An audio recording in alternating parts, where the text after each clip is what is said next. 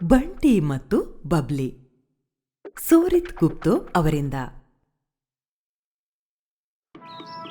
ಬಂಟಿಗೆ ಚಿಟ್ಟೆಗಳೊಂದಿಗೆ ಆಟವಾಡಲು ಬಲು ಇಷ್ಟ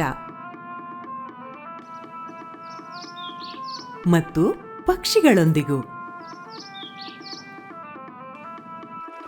ಅವಳಿಗೆ ಕಾಗದದ ದೋಣಿಗಳೊಂದಿಗೆ ಆಟವಾಡಲು ಬಲು ಇಷ್ಟ. ಅವಳಿಗೆ ಮರಳಿನ ಕೋಟೆಗಳನ್ನು ಮಾಡಲು ಇಷ್ಟ. ಬಂಟಿ ಮನೆಗೆ ಹಿಂದಿರುಗಿದಾಗ ಅವಳ ತಾಯಿ ಸ್ವಚ್ಛವಾಗಲು ಹೇಳುತ್ತಾಳೆ. ಆದರೆ ಅವಳು ನಿರಾಕರಿಸುತ್ತಾಳೆ. ನನಗೆ ಸಾಬೂನು ಇಷ್ಟ ಇಲ್ಲ, ಅವಳು ಕಿರ್ಚುತ್ತಾಳೆ.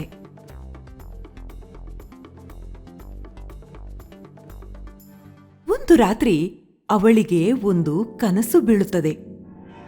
ರೋಗಾಣುಗಳು ಅವಳ ಕೋಟೆಯ ಸುತ್ತಲೂ ಇವೆ ಮತ್ತು ಅವಳ ಮೇಲೆ ಆಕ್ರಮಣ ಮಾಡುತ್ತಿವೆ. ಬಂಟಿಯನ್ನು ರೋಗಾಣುಗಳು ಬೆನ್ನಟ್ಟುತ್ತವೆ. ಅವಳು ಜೀವ ಉಳಿಸಿಕೊಳ್ಳಲು ಓಡುತ್ತಾಳೆ ಮತ್ತು ಕಾಪಾಡಿ ಕಾಪಾಡಿ ಎಂದು ಕಿರ್ಚುತ್ತಾಳೆ. ಇದ್ದಕ್ಕಿದ್ದಂತೆ ಸಾಬೂನು ರಾಜ ಬಬ್ಲಿ ಕಾಣಿಸಿಕೊಳ್ಳುತ್ತಾನೆ. ಬಂಟಿ, ಭಯಪಡಬೇಡ ಎನ್ನುತ್ತಾನೆ. ರೋಗಾಣುಗಳ ಮೇಲೆ ದಾಳಿ ಮಾಡಿ. ಸಾಬೂನು ರಾಜ ತನ್ನ ನೀರ್ಗುಳ್ಳೆಗಳ ಸೈನ್ಯಕ್ಕೆ ಆದೇಶಿಸುತ್ತಾನೆ.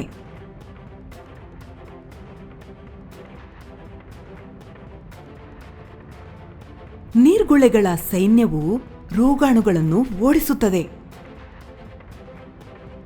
ಈಗ ಬಂಟಿ ಸಾಬೂನನ್ನು ಬಳಸಲು ಇಷ್ಟಪಡುತ್ತಾಳೆ ಮತ್ತು ಅವಳು ಹಲ್ಲುಜ್ಜುತ್ತಾಳೆ ಮತ್ತು ತನ್ನನ್ನು ತಾನು ತಿಕ್ಕಿ ಸ್ವಚ್ಛಗೊಳಿಸುತ್ತಾಳೆ.